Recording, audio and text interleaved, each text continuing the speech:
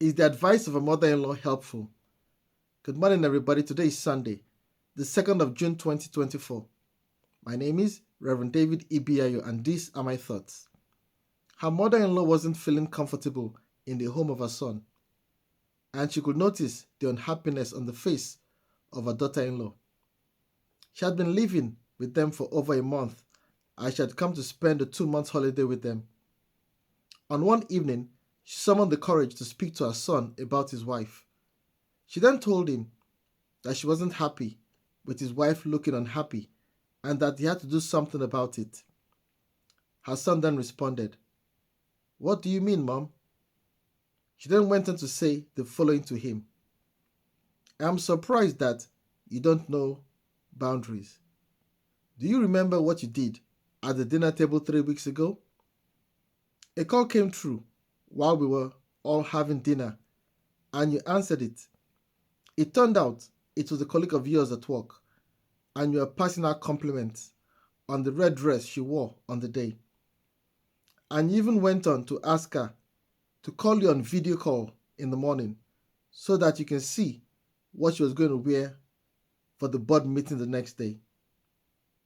Now you're looking confused as to why your wife, my daughter-in-law, is always looking unhappy. You better change your ways." In another household, this is the story that came out. After a long journey, she arrived at her daughter's home. She was welcomed in by her son-in-law, her daughter, and her 3 grandchildren. It was not long before she started to notice that her son-in-law was depressed.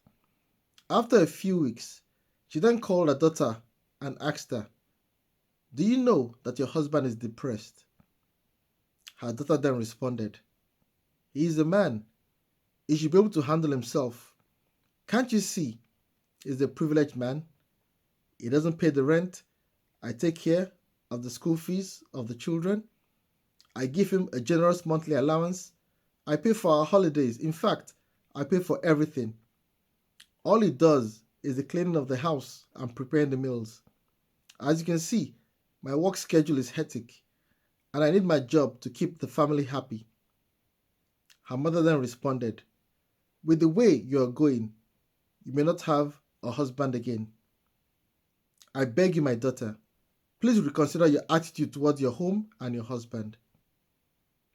Both husbands and wives need to reflect on what the principle of Proverbs chapter 14, verse 1 is teaching. Take care, keep safe, and remain blessed. Amen.